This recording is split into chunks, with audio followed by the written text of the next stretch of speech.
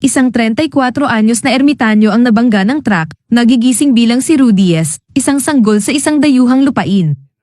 Naalala niya ang lahat mula sa kanyang nakaraang buhay at iniisip niya na marahil ay nasa isang liblib na European na nayon siya.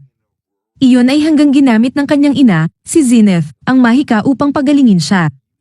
Ngayon ay nagkakatugma na kung bakit nag-e-ensayo ng eskrima araw-araw ang kanyang ama, si Paul. Siya ay nasa isang lubos na ibang mundo.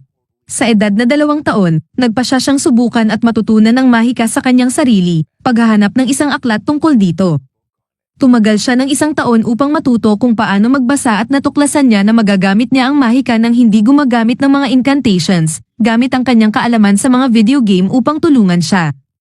Matapos magpraktis at pagyabungin ng kanyang kakayahan, nagpa siya siyang panahon na upang subukan ang intermediate magic. Aksidenteng sinira ang isang bahagi ng bahay at nagbabala sa kanyang mga magulang. Nagpa siya silang kumuha ng tutor para sa kanya, si Roxy, na hindi gaanong nasisiyahan sa pagtuturo sa isang batang sobrang bata, hindi naniniwala sa kanyang mga magulang. Ngunit nang siya ay mabaling sa panunuksong incantation, natutunan niya na siya ay makapagbanta ng hindi gumagamit nito, na naiinggit bagaman kinikilala ang kanyang potensyal. Tungkol kay Rudies, mayroon siyang pangalawang pagkakataon at ipinangako niya sa kanyang sarili na hindi niya ito sayangin. Sa pagpraktis ng earth magic at pagkalasing, naalala niya kung paano niya itinapon ang lahat upang iligtas ang ilang mga bata. Baka hindi ito ganap na walang kabuluhan. Pagkatapos ng 6 na buwan, kayang-kaya na niyang gamitin ang intermediate magic nang walang anumang problema. Sa isang aralin, natutunan ni Rudies na si Roxy ay isang demonyo. Kaya nagulat ang kanyang mga magulang na makita siya. May isang lahi ng demonyo, ang Swear, na kinatatakutan sa nakaraang 400 taon. Minsan, ang kanyang buhok ay napagkakamalan bilang berde, tulad ng mga sewers. Pagkatapos ng 1 taon at kalahati, ipinagdiriwang nila ang kanyang 5 kaarawan. Mukhang, nagdiriwang lang sila tuwing 5 taon. Natanggap niya ang isang tunay na tibak mula sa kanyang ama, isang bagong aklat mula sa kanyang ina, at isang wand mula kay Roxy. Ngunit natatakot siyang wala nang mas may pag-aaral si Roxy tungkol sa mahika. Kaya kinabukasan, plano niyang gawing seremonya ang kanyang pagtatapos. Ang pag-aalipusta sa kanyang nakaraang buhay ay nag-iwan sa kanya ng isang nakapipinsalang takot sa paglabas. Natakot si Rudies nang sabihin sa kanya ni Roxy na kailangan nilang umalis sa bayan para sa seremonya. Ngunit nang mapansin niya na hindi siya tinitingnan ng mga taga-bayan kundi binabati si Roxy, nawala ang kanyang pag-aalala. Ipinaalam niya sa kanya ang pinakamalakas na spell sa tubig na kaya niyang ihagis, ngunit aksidenteng tumama ito sa kanilang kabayo ng kidlat. Kaya pala kailangan nilang umalis sa bayan. Ginaya ni Rudies ang kanyang saint-level spell, matagumpay na nagtatapos, bagaman hindi pa siya handang magpaalam sa taong nagudyok sa kanya na lumabas. Pagkatapos ng 20 taon, natutuwa ang kanyang mga magulang na lumalabas na siya ngayon. Iniisip nila na may sakit siya, hindi umiiyak bilang sanggol o gumagawa ng karamihan sa mga bagay na ginagawa ng mga normal na bata. Napansin niya na may 3 bata na umaaligid sa isa pa at nagpa siya siyang iligtas ito, naaalala ang lahat ng mga pagkakataon na nangyari sa kanya ang parehong bagay habang sinusubukan siyang tulungan sa paglilinis. Napapansin ni Rudies ang kanyang berdeng buhok na nagpapaalala sa kanya sa kwento ni Roxy tungkol sa mga swear na may berdeng buhok at pulang gem sa kanilang noo. Natutuwa siyang wala itong gem. Nagpa siya si Rudies na maging kaibigan at turuan ng mahika ang bata na nagpakilala bilang SIL. Ipinagmamalaki niya ang kanyang sarili sa pagtatanggol sa iba, ngunit nang umuwi siya, hindi masyadong masaya ang kanyang ama na sinasabing nagbigay umano siya ng pasa sa isa sa mga magnanakaw. Patuloy siyang nagtuturo kay SIL sa susunod na 6 na buwan, nang magtaka siya kung paano gamitin ang incantation casting, na natuklasan niyang hindi siya kasing espesyal nang iniisip niya nang maligo sila matapos mahuli sa ulan. Natuklasan ni Rudies na si SIL ay tunay na si Silhouette, upang mas lalong masama ang kalagayan sa pag-amin niyang inakala niya itong lalaki sa buong panahon. Lumipas ang ilang panahon bago siya lumapit kay Rudies, at nagpatawaran ang dalawa. Excited si Paul at Zenith nang malaman nilang buntis siya, ngunit mabilis itong nawala nang malaman ni Lilia, ang katulong, na buntis din siya. Agad na inamin ni Paul na malamang siya ang ama. Panahon na ng desisyon. Kung kailangang umuwi si Lilia sa kanyang bayan kasama ang sanggol, maaaring hindi sila makaligtas. Nagpa siya si Rudies na maging proaktibo at ilagay ang lahat ng sisi kay Paul para mapaniwala si Zenith. Noon ay natatakot si Lilia kay Rudies ngunit nagustuhan siya ni Lilia pagkatapos niyang magpanggap upang tulungan ang kanya at ang sanggol, at siya ay naging bahagi na ng pamilya. Ngayon ay mayroon ng dalawang maliit na kapatid si Rudies. Naisip ni Rudies ang tungkol sa paaralan, at iniisip niya ito dahil hindi siya nakakapagpabuti sa eskrima o mahika, ngunit ayaw ni Juliet na umalis siya. Isang araw, tumanggap siya ng sulat mula kay Roxy na nagudyok sa kanya na pumunta sa Renoa Magic Academy. Tinanong niya ang kanyang mga magulang kung pwede niyang dalhin si Juliet. Kulang sa pera ang pamilya upang ipadala silang dalawa, kaya naisip ni Rudies na oras na para maghanap ng trabaho. Maya-maya pa ay dumating ang isang kaibigan ng pamilya, si Helene, at sa wakas ay nahihimatay si Rudies sa pagkakabog ni Paul. Pagmulat niya, nasa isang kariton siya kasama si Helene na walang kaalam-alam sa nangyayari. Binigyan siya nito ng sulat na sinulat ng kanyang ama. Ayon dito, siya ay ipinadadala upang turuan ng mahika sa isa pang bata sa loob ng 5 taon. Sinasabi rin ng sulat na hindi siya dapat bumalik sa bahay o makipag-ugnayan kay Juliet dahil siya raw ay humahadlang sa kanyang pag-unlad. Pagdating sa Roa, nakilala niya si Philip, Boris Greyrat, ang alkalde, at ang pinsan ng kanyang ama. Wala siyang kaalam-alam na may kamag-anak siya na may mataas na katayuan, o kaya hindi niya alam na magtuturo siya sa anak ni Philip na pumapatay sa kanya sa kanilang unang pagkikita. Ngayon ay nagkakaintindihan na kung bakit walang gustong magturo sa kanya, kaya nag-isip si Rudies ng plano upang magdaraos ng pagdukot at ipakita kay Ares kung gaano kahalaga ang mahika. Ang mga kidnappers ay medyo mahusay sa kanilang gawain. Siya ay patuloy pa ring galit kay Rudies, na plano nang iwanan siya kung hindi siya makikipagtulungan. Nakatakas sila at nakabalik sa Roa, bagaman hindi gaanong naging matagumpay ang kanilang plano ng pagdukot. Tinanggap ni Ares si Rudies bilang guro nang pilitin siyang iligtas nito.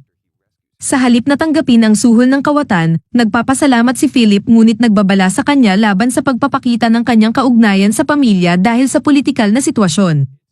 Opisyal na, ang kanyang unang trabaho. Helene ay nag-aalok ng kanyang pagsasanay sa pagtuturo ng espadahan habang tinuturuan ni Rudies siya at si Ares kung paano gumamit ng mahika at kung paano magbasa, sumulat, at magbilang. Ngunit hindi nagtagal, nagsimulang magpakita ng masamang ugali si Ares. Kaya naisip niya na bigyan siya ng paminsan-minsang pahinga, hindi naman masama. At silang lahat ay pumunta sa bayan para sa isang araw. Sinubukan siyang magbenta ng isang mangangalakal ng isang aphrodisiaco habang sinusubukan niyang malaman ang presyo ng pangkalahatang kalakal at i-convert ito sa yen. Matapos tumanggi si Rudies na payagan si Ares na bumili ng libro para sa kanya, nagpasya siyang bigyan siya ng pondo. Sa wakas, nagsimulang magtuon ng pansin si Ares sa klase pagkatapos ng regular na pahinga, at binili niya si Rudies ng regalo gamit ang kanyang bagong pondo.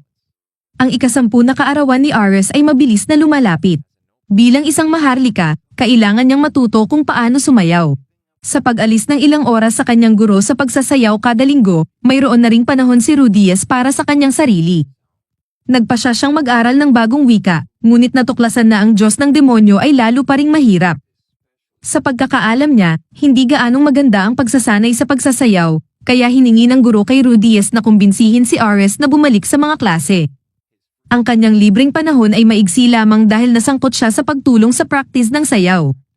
Nagumpisa si Rudies na magbenta ng ilang mga laruan na kanyang natutunan gawin gamit ang Earth Magic para sa karagdagang pera. Isang araw, natanggap niya ang isang pakete mula kay Roxy. Dahil patuloy pa rin siyang nahihirapan sa pag-unawa sa wika ng Diyos ng demonyo, isinulat niya ng kamay ang isang textbook para sa kanya si Roxy. Ang bagong estudyante ni Roxy ay obsesado sa kanya at nagtapos na makakuha ng isa sa mga laruan ni Rudies na ginawa tungkol sa Roxy. Sa ika-10 na kaarawan ni Ares, kaiyahiyan niyang ipinakita ang kanyang sarili sa kanyang unang sayaw. Hindi dapat magkaroon ng dalawang kaliwang paa ang mga maharlika, kaya pumalit si Rudies at ginamit ang kanyang pagsasanay sa espadahan. Sa pamamagitan ng mga pagtatakip, naipanatili niya itong hindi tuluyang mahihimatay. Bilang regalo, ibinigay ni Rudies kay Ares at kay Helene ang WS, bagaman mas na-excite siya sa pagtanggap ng singsing mula kay Helene. Nang sinundan niya ang kanyang lolo, si Soros, kasama ang isang katulong, siya ay nasumpungan na hindi sinasadya. Itinuro niya ang isang napakalaking pula na bola sa langit, bagaman sinabi niyang huwag mag-alala tungkol dito, ito lamang ay lalong lumalaki sa paglipas ng panahon. Narinig ni Rudies ang plano para sa kanyang sorpresang ika-10 na kaarawan. Natutunan niya kung bakit hindi sila maaaring masyadong magpakalat tungkol sa kanyang pagkakaroon doon. Hindi ang reputasyon ni Paul kundi ang kanyang pangalan, may balak na maganap na coup sa maharlikang sangay at si Rudias ay isa sa mga kalahok. Nagtipon sila ng pinakamahusay na materyales sa kaharian upang gumawa ng isang tungkod para sa kanyang kaarawan. Siya ay nadismaya na hindi makarating ang kanyang pamilya, matutuklasan na may naging pagtaas sa aktibidad ng mga halimaw kamakailan. Nag-breakdown ng ina ni Ares, sinasabing aampun niya siya, hindi, dapat niyang pakasalan ang kanyang anak na babae. Ipinaliwanag ni Philip na ang kanyang mga anak na lalaki ay inampon ng kanyang kapatid na lalaki, kaya't kinamumuhian siya ng kanyang asawa hanggang ngayon. Ngunit kung siya ay pipiliin, haharapin ni Philip ang coup, at ang lahat na kailangan niyang gawin ay pakasalan si Ares. Siya ay naghihintay para kay Rudias sa kanyang kwarto ng gabi na iyon, ngunit siya ay lumampas ng kaunti, kaya't itinulak siya nito. Humingi siya ng paumanhin, pinatawad siya nito at nagbigay ng pangako na maghintay hanggang sa kanyang ika-15 na kaarawan. Sa kanilang bayan, abala ang kanyang ama sa pakikipaglaban sa mga halimaw habang may isang kakaibang monokromong ulap na lumitaw sa langit. Kinuha ni Rudias si Ares at si Helene palabas ng lungsod upang ipakita sa kanila ang kanyang pinakamalakas na ensayo gamit ang kanyang bagong tungkod. Nang sila ay atakihin, isang taong nagngangalang Almani ang sumalakay, sinasabing ipinadala ng panglegendaryong bayani na si Perugia Doa upang hanapin ang pinagmulan ng gulo. Ipinahayag ni Dane na siya ay isang hari ng Taybak habang nagtatanggol at nagbibigay ng kumpiyansa sa kanya. Biglang may isang malaking kislap ng asul na ilaw. Kinapitan ni Rudias si Ares habang sila ay binabalot ng liwanag. Si Rudias ay nagigising sa isang kakaibang espiritual na espasyo, na tila ang kanyang dating sarili. Isang misteryosong puting anyo ang nagpakilala sa kanyang sarili bilang ang man-god at nag-aalok ng tulong. Pagkatapos siyang bantayan sa ilang sandali, natutuwa siyang malaman na siya ay buhay pa sa bagong mundo at hindi napatay muli. Sa palagay ng man-god, siya ngayon ay na-stranded sa kontinente ng mga demonyo. Sinasabi ng man-god na kapag siya ay nagising, may isang lalaki na naroon, kailangan niya lamang umasa sa kanya at tulungan siya, anuman ang mangyari. Paggising niya, nakikita niya ang isang lalaki na may berdeng buhok at isang bagay na pula sa gitna ng kanyang noo. Sa simula, siya ay mag-iingat. Ngunit nang siya ay magsalita ng Demon God, ang lalaki ay nagulat sa kung gaano kakagalang si Rudias, inamin niyang masama na katakutan ang taong nagligtas sa kanila. Nagpakilala siyang Ruad Superior at pinanumpa ang protektahan ang mga bata habang tinutulungan silang makauwi. Nagising si Ares na takot nang makita siya, ngunit pumayag din siya matapos ang ilang pagpapakaalam. Natagpuan nila ang isang nayon, bagaman ang mga bata ay masyadong suspetyoso na nagbabawal sa kanilang pagpasok. Nakumbinsi ni Ruad si Rudias na kausapin ang pinuno na ginagawa niya sa pamamagitan ng telepatiko. Nang mapansin ng pinuno ang kwintas na suot ni Rudias, binanggit niya ang pangalan ni Roxy. Ang lalaking orihinal na tumalikod sa kanila ay naguguluhan, tila si Roxy ay kanyang anak na babae, at hindi niya ito nakita sa loob ng 20 taon. Pinayagan nilang pumasok sa nayon at ipinaliwanag kung paano sila napadpad sa kontinente ng mga demonyo. Ang pinuno ay nag-aalala tungkol sa pag-e-escort ni Ruad sa kanila dahil hindi pinapayagan ang sus sa mga lungsod. Sinasabi niya na papatayin niya lang lahat ng tao sa lungsod kung ganoon ang mangyayari. Nagalit siya nang tanungin ni Rudias kung totoo ba na tinalikuran nila ang kanilang mga kaalyado sa digmaan. Ipinaliwanag ni Ruad kung paano ang demonyong Diyos sa lugar na iyon ay nagbigay sa kanilang tribo ng mga sumpang sibat noong digmaan 400 taon na ang nakakalipas, na nagpabago sa mga sus upang maging mga malamig na mamamatay tao na pinatay ang kanilang sariling mga pamilya sa kanilang kalokohan. Bilang pinuno ng tribo, tungkulin niyang linisin ang kanilang mga pangalan. Nangako si Rudias na gagawin niya ang lahat ng maaari niyang magawa upang tumulong. Lubos na natutuwa si Ares na hindi na siya walang magawa ngayon, gamit ang taybak na ibinigay ng mga magulang ni Roxy upang tumulong sa daan. Ngunit ang kanilang kaligayahan ay agad na nawala nang makita nila ang seguridad sa unang lungsod ng mga demonyo na kanilang pinuntahan, na naghahanap sila para sa dead end, na lumalabas na palayaw ni Ruad Jer. Si Rudias ay nagkaroon ng ideya na pinturahan ang buhok ni Ruad ng asul at bigyan siya ng kwintas ni Roxy upang itago siya bilang isang miyembro ng tribo ng Merceria. Nagpasya silang sumali sa Adventurers Guild upang kumita ng pera at magpakita. Inihayag si Ruad bilang dead end at ginamit ito bilang kanilang pangalan sa party upang hindi ito seryosohin ng sinuman. Iniisip ni Rudias na kung magsisimula silang gumawa ng mabubuting bagay sa ilalim ng pangalang party na dead end, ang balita ay kikalat at babawasan ng takot ng mga tao sa mga sus. Binisita siya ng man-god sa kanyang mga panaginip muli na nagsasabing tanggapin ang quest na may mababang ranggo upang hanapin ang nawawalang pusa. Sa sumunod na araw, gamit ang kanyang ikatlong mata, madaling natagpuan ni Ruad ang lugar na hinahanap nila. Ang pusa ay medyo mas malaki kaysa sa kanilang inaakala sa simula. Ang mga kidnapper ng pusa ay madaling napigil gamit ang earth magic. Bago makuha ang mga sagot mula sa kanila, pinugutan ni Ruad ang isa pagkatapos siyang sipin ni Rudias. Nag-aaway sila tungkol sa pagpatay sa mga tao anuman ang kanilang kasamaan dahil sinusubukan nilang itaguyod ang isang mabuting imahe. Ipinaliwanag ng iba pang kidnappers kung paano sila mga adventurer na naghihintay hanggang mag-post ng trabaho ang isang tao upang ibalik ang kanilang mga alagang hayop at kolektahan ang gantimpala. Kumpirmado nito ang mga hinala ni Ruad, bagaman siya ay naiinis kapag itinigil siya ng mga bata sa pangalawang pagkakataon. Sa halip na patayin sila, nagpasya si Rudias na gamitin ang mas mataas na ranggo ng mga kidnapper sa guild upang makakuha ng mas mahihirap na mga trabaho. Roxy naglakbay papunta sa Roa upang hanapin si Rudias at naging nalulungkot nang hindi niya makita ang pangalan niya o ng kanyang pamilya sa listahan ng namatay. Sinulat ni Paul ang isang sulat upang ipaalam sa kanya na siya at ang kanyang kapatid na si Norn ay buhay, ngunit hindi ito umabot sa kanyang anak. Samantala, Dead End ay naghahanap ng isang misteryosong halimaw na nangangalunya sa isang gubat. Nakakita sila ng isang partido ng tatlong mas batang mga demonyo na kanilang nakilala dati na nag-aaway sa isa pang partido. Mukhang lahat sila ay naghahanap ng parehong halimaw. Kapag hinanap nila ito ng mag-isa, itinigil ni Ruad ang grupo dahil nag-aalala siya sa mga batang demono, kaya pumayag silang sundan ang mga ito bilang pagsasaalang-alang. Rudias pinigilan si Ruad mula sa pagsugpo ng muli nang ang partido ay atakihin ng dalawang halimaw ng sabay, sa palagay niya ay mas mabuti na iligtas sila at palakasin ang kanilang mga pangalan. Ngunit hindi tumugma ang kanyang hangarin sa katotohanan dahil agad na namatay ang isa sa mga batang demono. Walang dami ng magic healing ang makapagliligtas sa kanya ngayon. Sinabihan ni Ruad si Rudias dahil pinigilan niya siya at pinabayaang mamatay ang isang bata.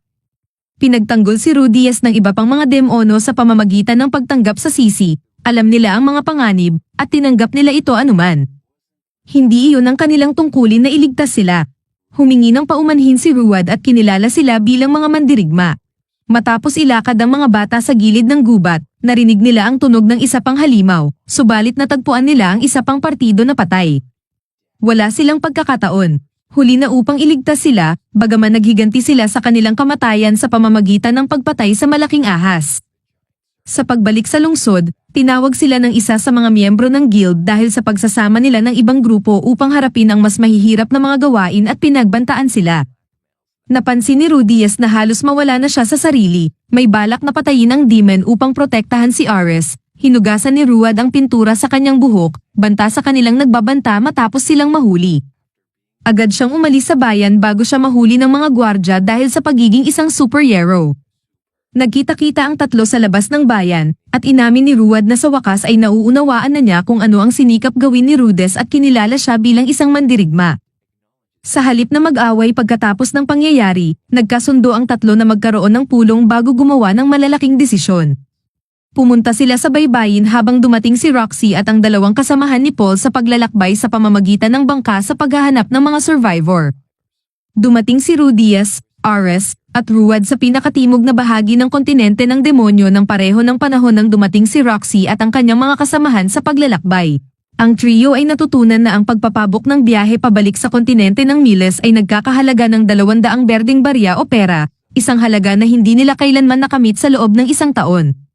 Gabing iyon, binisita si Rudias ng tao na Diyos na nag-uutos sa kanya na bumili ng pagkain mula sa isang nagtitinda sa kalye at maglibot sa mga eskinita sa likod, ngunit hindi nagbigay ng iba pang detalye.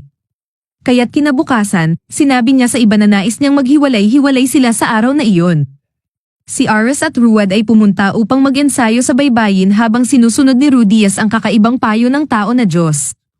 Nakatagpo siya ng isang babae na humihingi ng pagkain at nag-alok sa kanya ng binili niya mula sa nagtitinda sa kalye. Nagpasalamat siya sa kanya sa pag-save sa kanyang buhay at ipinakilala ang sarili bilang si Kashida Kishak, ang emperador ng mga demonyo.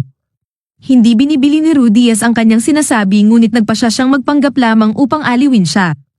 Siya ay labis na tuwang-tuwa na mayroong isang tao na sa wakas ay nagbibigay sa kanya ng respeto na nararapat niyang matanggap at inaalok sa kanya na tuparin ang isang nais. Gayunpaman, pera, kasikatan, at kapangyarihan ay lubos na hindi kasama. Siya ay isang demonyo, hindi isang hini. Sinabi niya sa kanya na dapat magtanong ng isang mata ng demonyo kung sakaling sila ay mapunta sa ganitong sitwasyon, kaya pumayag siya. Pagkatapos ay siya ay umakyat at hinaila ang kanyang ulo, itinanggal ang kanyang mga mata, at pinalitan ito ng isang mata ng demonyo, at pagkatapos ay umalis. Si Rudies ay lubusang nalilito at nagsimulang makakita ng kakaibang porma at silweta. May tumakbo sa kanya at sinimulan siyang batuhin, ngunit pagkatapos ay tinamaan ng kabataang mage ang tao palayo sa isang nahuhulog na vaso parang siya ay may kakayahang makakita sa hinaharap. Nagtagal ng isang linggo bago siya makapag-adjust sa paggamit nito, at siya ay kayang makakita ng ilang segundo sa hinaharap. Upang subukan ang kanyang abilidad sa pagtansya, sila ni Ice ay nagduelo, at siya ay lumabas na panalo, kayang tansyahin ang kanyang mga galaw. Gayunpaman, kapag sinubukan niya ang parehong taktika kay Ruad, siya ay nilaplap. Sa gabi na iyon, sinubukan ni Rudies na umalis ng palihim subalit si Ruad ang uli sa kanya. Tinawag niya ang batang mage na plano na ibenta ang kanyang tungkod, na magiging sanhi lamang upang magiba ang kanilang partido. Sinabi ni Rudes na ito ay ang kanilang tanging pagpipilian maliban na lamang kung makahanap sila ng isang smuggler at ang super ay lalabag sa kanyang mga prinsipyo. Sumasang-ayon si Ruad dito, ngunit hanggang sa kanilang tumawid sa karagatan lamang. Bigla nilang napansin ang isang taong nakatago sa anino, ito ang lalaki na sinagip ni Rudy mula sa nahulog na vase. Nakarinig siya ng kanilang pangangailangan ng isang smuggler. Patuloy ang paghahanap ni Roxy at ang kanyang mga kasama, sina Elenis at Tand, dating mga kasamahan sa party ni Paul, para sa kanyang pamilya. Naririnig nila ang mga chismis tungkol sa dead end ngunit nagpasya silang mas mabuti nang iwasan ng grupo sa buong katotohanan na sila ang hinahanap nila. Halos magkasalubong sila ng ilang beses bago sila umalis sa Port Town. Sumang-ayon si Gas Cleaner, ang smuggler, na kunin si Ruad kung sila ay magliligtas ng ilang ninakaw na mga kalakal. Pagdating, si Ares ay nagkasisik sa buong biyahe. Kapag dumating sila, pumunta si Rudies upang kunin si Ruad sa isang ilalim ng lupa na smuggler den. Dumaraan siya sa harap ng mga hawla ng mga beast people na umiiyak sa sakit at sinusubukang huwag tumingin sa mga mata, at tila nangangamot ang buong katawan. Pagdating niya sa selda ni Ruad, sinasabi sa kanya ng super na ang mga bihag ay mga bata lamang at isang bata na ang kanilang pinatay dahil lumabag ito sa alituntunin. Hindi na kailangang magpakadumumi si Rudies, siya ang mag-aalis sa mga smuggler habang pinapalaya ng batang mage ang mga bata. Nagpapagaling si Rudies sa kanilang mga sugat, at muling lumitaw si Ruad. Nagtipon sila ng mga bata upang dalhin sila sa pinakamalapit na bayan. Nakalabas na sila, ngunit ang mga bata ay nag-aalala tungkol sa sagradong asong iniwan nila, kaya bumalik si Rudies para dito. Nakarating siya sa kulungan at natuklasan ng aso na nakapalibot ng isang mahiwagang barikada na madali niyang binasag. Ang sobrang saya ng aso ay pinapahid ang kanyang mukha at sinimulan niya itong ikuskos nang biglang may lumitaw na beast person. Iniakusahan siya ng lalaki na pambabastos sa sagradong hayop at pinahihina siya. Lumitaw ang isa pang beast person at napagkasunduan nila na isa sa kanila ang magdadala kay Rudies at sa aso pabalik sa kanilang nayon habang ang isa ay patungo sa direksyon ng mga bata. Ang batang mage ay natagpuang nakabilanggo sa isang hawla na nakasabit sa itaas ng isang nayon ng beast person. Matapos ang ilang araw, si Geese, isang lalaking nahuli sa panlilinlang sa dice, ay itinapon sa kanya.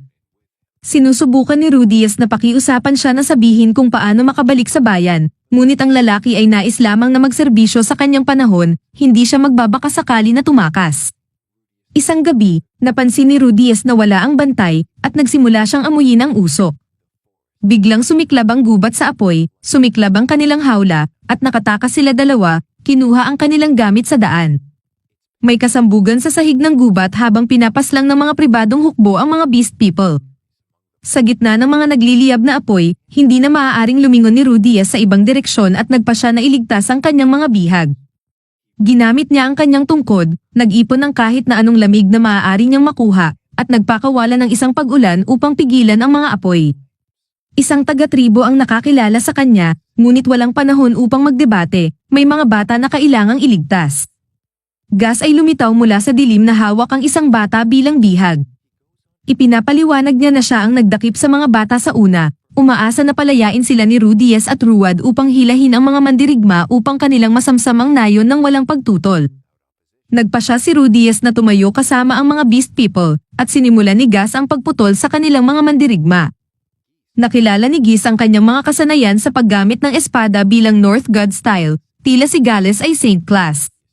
Pinag-iisipan ni Rudias kung aatras, ngunit nang humingi ang bata ng tulong at dumating ang banal na hayop upang magligtas, wala siyang ibang magagawa kundi kumilos gamit ang kanyang bagong Demon Eye at kasama ang tulong ni Gus at ng banal na hayop, kanilang napapatay si Gus.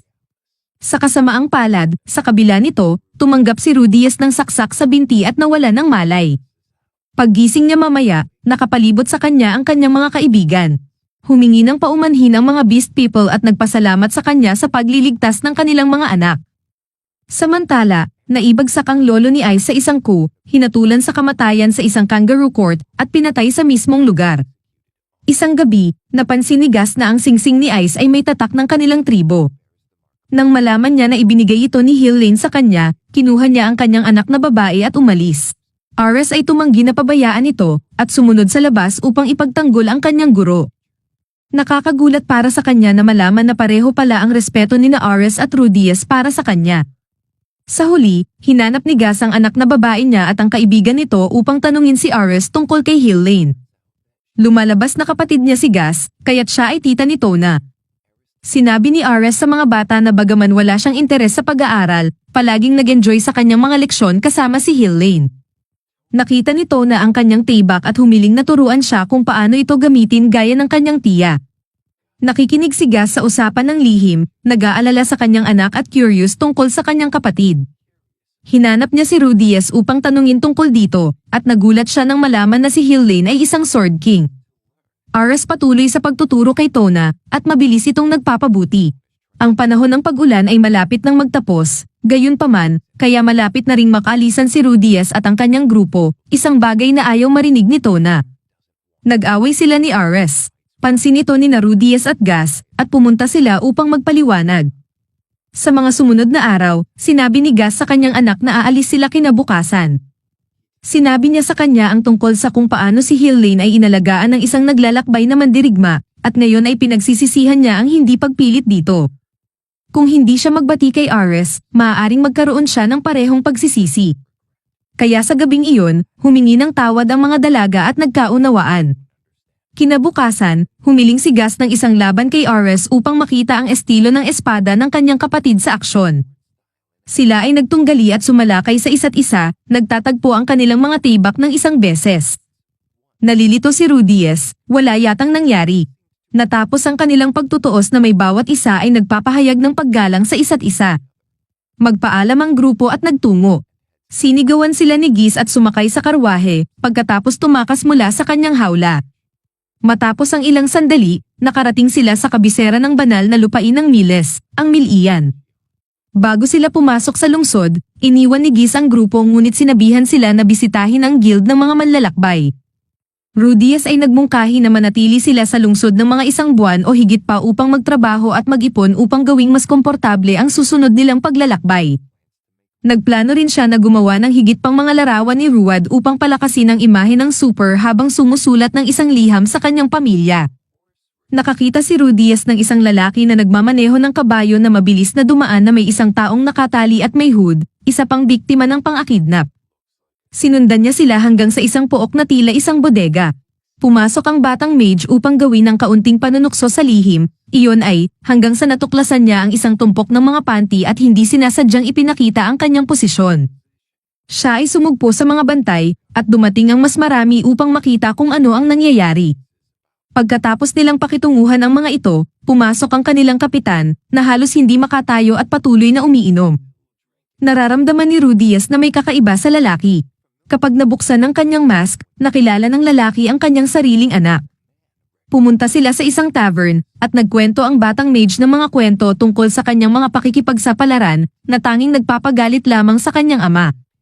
Sinaway siya nito dahil hindi niya sinusubukan na hanapin ang iba pang mga tao, ibinunyag na ang kanilang buong pamilya, ang kanilang buong komunidad, ay nasangkot sa malawakang teleportasyon, ngunit wala ng kaalaman si Rudias. Hindi siya kailanman nakatanggap ng anumang korespondensya, kaya paano niya malalaman? Upang tapusin ang lahat, hindi na nga kilala ng kanyang kapatid siya. Nang gabing iyon, sinubukan ni Ares na konsolohin si Rudias. Lumalabas na si Paul at Norn ay na-teleport sa Miles at nagsimulang maghanap ng kanilang pamilya. Gayunman, agad na nahulog si Paul sa kanyang mga dating masamang gawi, kabilang ang pag-inom ng maraming alak. Dumating si Giz sa bar, tila kilala na si Paul. Sinubukan niyang magpaliwanag sa lasing. Ang bata ay 11 lamang at napagtagumpayan ang kontinenteng Demon. Ipinanganak at pinalaki si Giz doon, kaya't kaya niyang ipaliwanag kung gaano kagubat at kaayawan ng lupa, lalo na sa isang bata. Ang tanging dahilan kung bakit nagsabi si Rudies at ipinarating ang kwento na para bang isang pakikipagsapalaran ay upang impresyunin at hindi mag-alala ang kanyang ama. Pinanindigan ito ni Paul sa kanyang puso, maaaring hindi siya lubusang tama sa lahat ng panahon tulad ng iniisip niya. Kinabukasan, pumunta si Paul upang magbawi sa kanyang anak. Sinabi niya kay Rudies na wala nang ibang babalikan sa kanilang bayan, ngunit sinabi ni Rudies na pupunta pa rin siya, at pagkatapos, hahanapin niya ang kanyang ina at kapatid. Lumapit ang barman at nagbigay sa kanila ng libreng inumin at sinabihan ng bata na marahil ay dapat niyang tingnan ang kanyang ama sa mata. Natanto ni Rudies kung paano nakakaapekto sa kanyang ama ang kanilang usapan.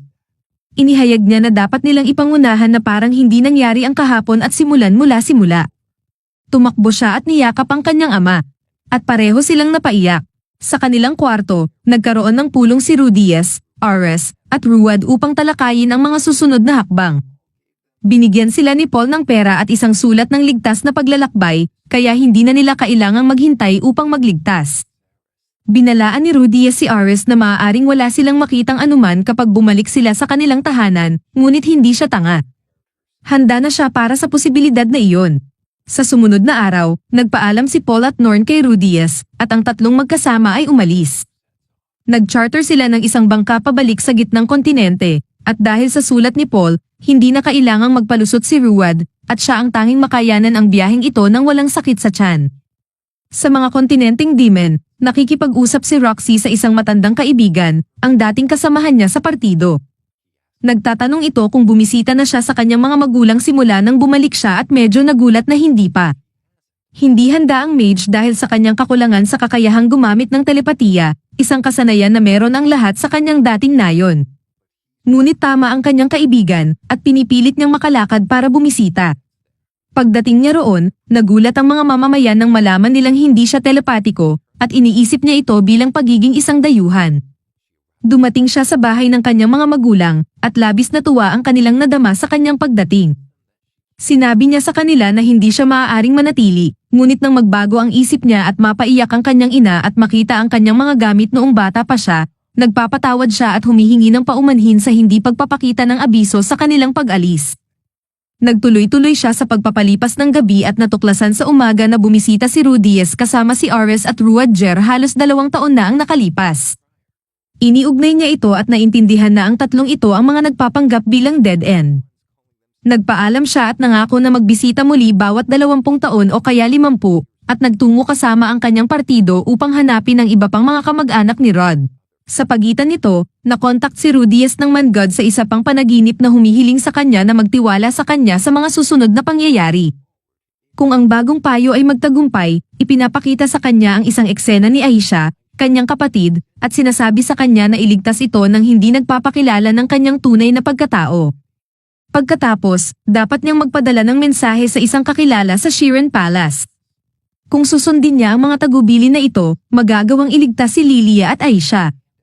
Ang trio ay dumating sa sentral na kontinente at nagtungo sa kabisera ng Chiron. Sinabi ni Rudies sa iba na si Aisha at Lilia ay nasaan sa lungsod ngunit hindi niya binanggit ang bahagi tungkol sa Mangod na siyang kanyang pinagmulan. Habang naglalakad mag-isa sa mga lansangan, napansin ni Rudies na may sumusunod sa kanya.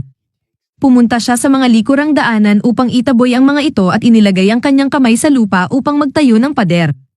Humarap ang batang mage at tumigil nang makilala ang daanan mula sa pangitain. Naririnig niya ang boses ng isang batang babae at inalis ang barikada na nagpapakita ng 2 gwardya na kinuha ang sulat mula sa kanya. Nagsikap silang magpaliwanag, ngunit medyo mahirap ipaliwanag ang kanilang pang-aabuso sa babae.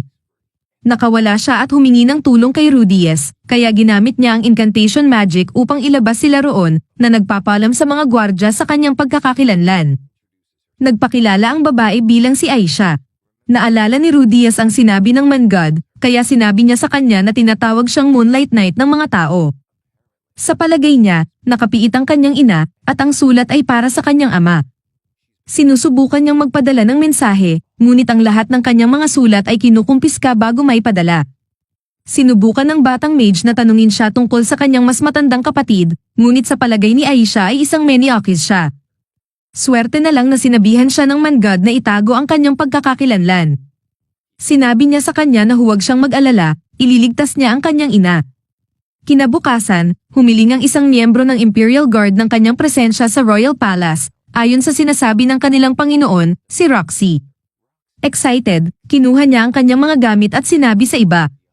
Halos magpahayag ng kanyang pagkakakilanlan si Ice, ngunit swerte na ang tulog na malalim si Aisha. Sinabi ng gwardya na ipinaalam sa kanila ni Roxy ang lahat tungkol sa kanyang incantation magic. Sa halip na pumasok sa pamamagitan ng harapang pintuan, itinuro siya niya sa isang side entrance. Nakikilala niya ang dalawang gwardya mula noong nakaraang araw.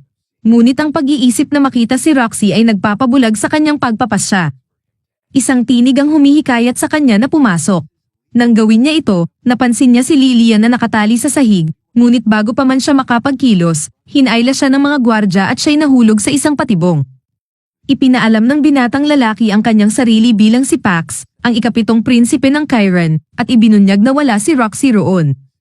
Sa palagay niya, ang kanyang plano ay gamitin si Rudias upang siya'y magamit bilang pain sa pagbalik ni Roxy.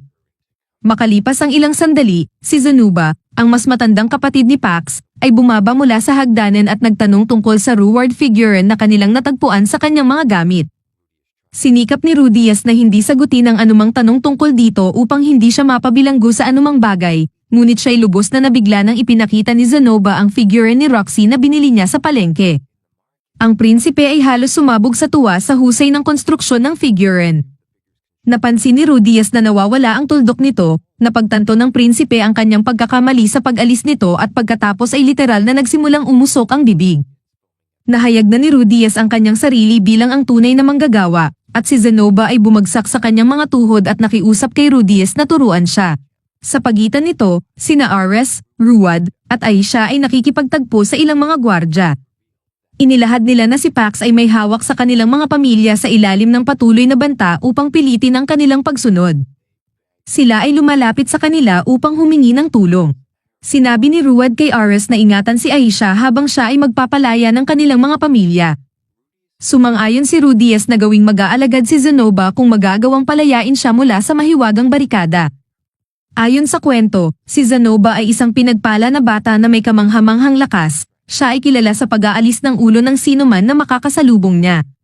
Kaya, upang palayain si Rudias, sinunggaban niya ang kanyang kapatid sa leeg at hinayla ito mula sa kanyang higaan pababa sa bilangguan ni Rudias. Sinundan siya ni Ares, na nagnanais na makita ang kanyang lakas, at sinundan siya ni Aisha.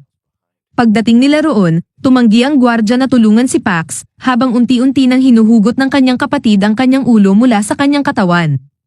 Dahil hindi na nasa panganib ang kanilang mga pamilya, hindi na nagkaroon ng kapangyarihan si Pax sa mga gwardya, at sumuko siya bago pa siya putulin ang ulo ng kanyang kapatid. Nailaya si Rudias, gayon din si Lilia, at ang pang-aapi ni Pax ay tapos na. Lilia ay nagbibigay kay Rudias ng kahon na may mga panty ni Roxy kasama ang isang kwintas na ginawa ni Silly para sa kanyang ikasampu na kaarawan. Lahat ay nagpaalam, at si Aisha ay sumigaw mula sa karwahe na kaunti lang ang layo mula sa daan, humihingi ng paumanhin sa kanyang kapatid na tinawag niyang manyak, matapos niyang malaman ang tunay na pagkakakilanlan nito sa buong panahon. Nakarating ang trio sa mga bundok. Habang nagpapahinga sa gabi, sinasabi ni Ruad kay Ares na siya ngayon ay ganap ng mandirigma.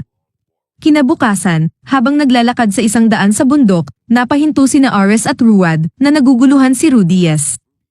Lumitaw ang dalawang anyo sa harap nila, isang lalaki at isang babae.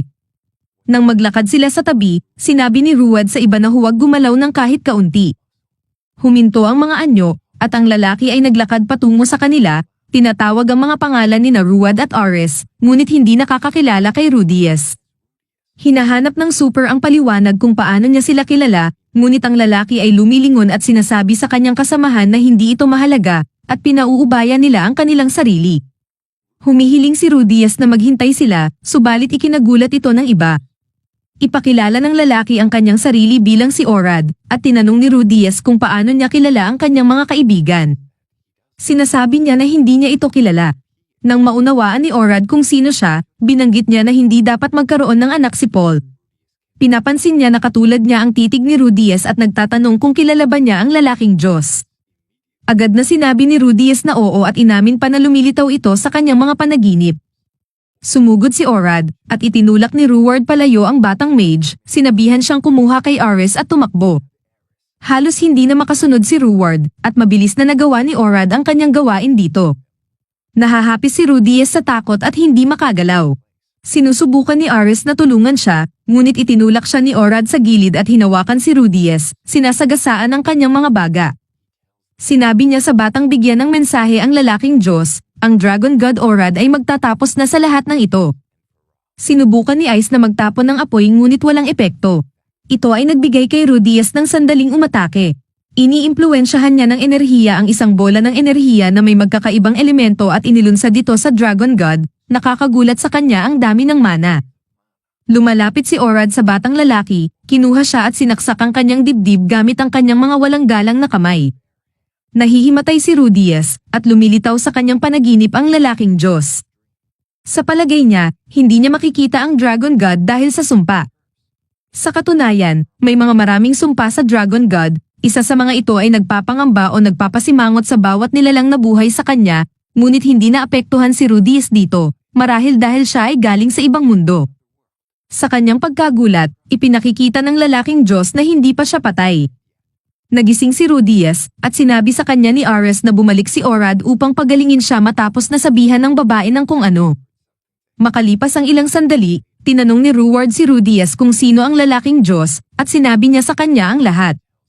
Kapag ipinahayag niya na ang takot sa sus ay isang sumpa na halos naglaho na, nag-breakdown si Ruward, naluluwagan na ang kanilang mga pagsisikap ay hindi na balewala at may pag-asa pa para sa kanya at sa kanyang tribo. Nakarating sila sa mga bundok at nakarating sa natitirang bahagi ng tahanan ni Rudias noong kabataan niya. Sinabi ni Ruward na oras na para sa kanya na umalis at nagpasalamat sa kanila para sa lahat ng ginawa nila para sa kanya, may utang siya sa kanila. Sinabi ni Rudias sa kanya na panatilihin ang kwintas ni Roxy bilang tanda ng kanilang pagkakaibigan. Sinabi ni Ruward sa kanila na magkikita sila ulit at umalis, iniwan ang dalawa sa kanilang mga luha. Nakarating sila sa Roa, na pinaikli na lamang sa mga guho, na ngayon ay naglalaman lamang ng isang kampo para sa mga bakwit. Pagpasok sa kampo, nakita nila si Hilain, at nagmadaling yakapin siya ni Ares. Mag-isa, lumilitaw ang kanyang lingkod at sinabihan si Rudias na maghintay sa labas, ngunit pinanindigan ni Ares na manatili siya. Sinabi niya sa kanila na parehong namatay ang kanyang mga magulang, at ang kanyang lolo ay nilitis at pinatay bilang isang scapegoat na responsable sa kalamidad sa mana. Ang kanyang kinabukasan ay bilang isang konkabina sa isa sa kanilang mga Panginoon. Hinihiling ni Ares na payagan siyang mag-isa para sa kanyang lungkot. Gabing iyon, pumasok si Ares sa tolda ni Rudias at sinabing gusto niyang tuparin ang kanilang pangako na magkasama silang matulog.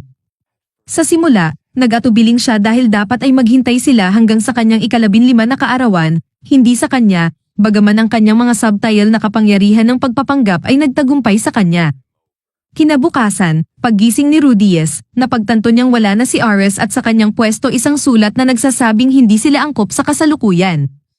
Mag-isa, sinabi ni Alan sa kanya na umalis siya kasama si Hilain ngunit hindi niya masasabi kung saan sila nagpunta. Ito ay lubos na samaira sa kanya, sa wakas na mawala ang kanyang pagiging birhen lamang para sa taong kanyang minamahal na umalis sa unang pagkakataon na nakamit niya. Naalala niya ang kanyang nakaraang buhay at ang pangyayaring nagdulot sa kanya ng ganap na pag-iwas sa lipunan. Alan sinubukang patakbuhin si Rudias mula sa kama upang gamitin ang kanyang mahika upang tumulong sa ilang bagay na kailangan ng kanilang bumabalik na komunidad, at hindi nila siya magagabayan kung hindi siya magsisimula ng pagtulong. Sinabi niya sa batang lalaki na balak niyang ipahayag na si Ice ay namatay ilang sandali pagkatapos ng insidente ng teleportasyon, ngunit hindi agad, magiging masama ito para sa morale. Tinutulungan ni Ruward ang ilang lalaki sa daan, sa halip na katakutan siya para sa pagiging isang super, reaksyon nila ay pagkakawang gawa at pagkamatuwid. Sa ibang lugar, sinasabi ni Ares kay Hilain na pakiramdam niya ay humahad lang siya kay Rudias at nais niyang maging mas malakas para sa kanya. Mahal niya ito ngunit nais din niyang maging isang taong maaasahan niya. Sa kontinenteng demonyo, nakasalubong ni Roxy si Kashida, ang emperador ng mga demon, na nagbibigay sa kanya ng isang nais para sa pagtulong sa kanya. Sa halip na kumuha ng isang mata ng demon, hiningi niya ang mga lokasyon ni Rudias at ng kanyang pamilya. Sa kanyang pagtataka, ipinakita niya na si Paul at Norn ay na-reunite na kay Aisha at Lilia. Si Zenith ay kung saan-saan sa kontinenteng Bearit at nakabalik si Rudias sa sentral na kontinente. Kaya't nagpa siya si Roxy at ang kanyang partido na maglayag papuntang Bearit sa paghahanap kay Zenith. Si Rudias ay malungkot pa rin ngunit alam niyang ang kanyang ina ay patuloy na nawawala, kaya't bumangon siya at nagtungo upang hanapin ito. Rudias patungong Hilaga sa paghahanap kay Zenith, ang kanyang ina. Sa paglalakbay, napansin ng ilang adventurer na kasama niya sa isang kariton kung gaano siya kalungkot. Siya pa rin ay lubhang nalulungkot sa biglang pag-alis ni Ares. Pagdating sa isang maliit na nayon, nagulat niya ang may-ari ng inn sa pamamagitan ng sobrang pagbayad para sa kanyang kwarto. Kinabukasan, pumunta siya para humanap ng trabaho sa lokal na guild. Hindi siya seryoso ng ibang adventurer dahil sa kanyang edad. Habang siya ay nagtatanong sa clerk ng guild kung maaari niya bang opisyal na palawakin ang kanyang party, nagtataka sila kung siya ba ay tanging naligtas mula sa isang trahedya. Sinubukan niyang tanggapin ang isang trabaho mag-isa nang inaalok ng mga adventurer mula sa Carabao ang magtrabaho kasama siya. Tinanggap niya ito matapos ang ilang pangungumbinsi at sila ay magtutungo kinabukasan pagkatapos ng ilang paghahanda. Maaga sa sumunod na umaga, ang grupo ay nagulat na dumating siya at higit pa nang sabihin niya sa kanila ang tungkol sa kanyang kakayahan na magtapon ng mga spell ng walang mga incantation. Ang mga miyembro ng party ay nagpakilala, si Suzanne ang swear, si Timothy ang leader ng party at long-range caster, si Mimir ang healer, si Patrice ang frontline fighter, at si Sarah ang archer, na hindi agad na nagkakagusto kay Rudias. Pinagsabihan siya ni Suzanne para sa kanyang hindi magandang asal, isang araw, baka kinakailangan niyang mag-party kasama ang iba, at dapat niyang matutunan ang makisama sa lahat ng uri ng tao. Sa gabi, inaayos ni Timothy ang kanilang mga prey, ang mga luster grizzlies na hindi maganda ang paningin sa dilim, at inilahad ni Suzanne ang kanilang diskarte. Nang mag-alok si Rudias ng tulong na higit pa sa kanyang iniatang na tungkulin, agad na sinabi ni Sarah na wala siyang posisyon sa kanilang grupo at dapat lamang nasundin ang sinasabi sa kanya. Humingi ng paumanhin si Timothy nang sila'y mag-isa at ipinahayag kung gaano siya ka-impressed sa kanyang incantation casting. Dumating ang party sa kanilang mga prey na natutulog sa isang grupo. Sinimulan ni Timothy na pagtulong-tulungan ng mga ito ng mga fire spell at pinigilan ni Rudias ang mga ito gamit ang earth magic. Habang sila'y tumatayo upang maghihiganti, tila maganda ang nangyayari ngunit napansin ni Rudias ang isang bagay at inilapit ang kanyang tenga sa lupa. Ito ay isang pack ng mga itim na grizzlies na natatakpan ng putik. Iniutos ni Timothy na umatras, ngunit napagtanto ni Rudias na huli na, sila'y naipit. Sa halip na subukan na tumakas, tinanggap niya ang kanyang kapalaran, na pakiramdam na wala na siyang iniwang lahat. Gayunpaman, nakikialam si Suzanne, hindi niya papayag ang mamatay ang isang bata na kakakilala lang nila. Sila ay napalibutan, at ang party ay nagpasyang labanan ang mga ito, bagaman sila ay kulang sa bilang. Ang puso ni Rudias ay naglalakpakan, nagtataka siya kung bakit siya nagiging sobrang excited, at biglang sumagi sa kanya kung gaano niya ito ka-enjoy. Natagpuan niya ang kanyang kagustuhang lumaban sa sandaling dumating ang isa pang bugso ng mga oso bago ang sugatan nilang party. Sinabi niya sa iba na huwag mag-alala, kaya niya ito. Ang batang mage ay itinaas ang kanyang staff, binuo ang isang napakalaking bola ng apoy, at itinapon ito sa mga oso, sinugpo ang mga ito sa isang bagsak lamang. Pinasalamatan siya ni Suzanne sa pag-save sa kanila, at kahit si Sarah ay sumunod at nagpakita ng pagpapahalaga. Nang bumalik ang party sa guild, ang natitirang mga adventurer ay nag-aalinlangan sa mga dayuhan, hanggang sa nag-alok si Timothy na bilhin ang lahat ng tao bilang pagsasaya sa pagtatapos nila ng kanilang unang trabaho sa bayang ito.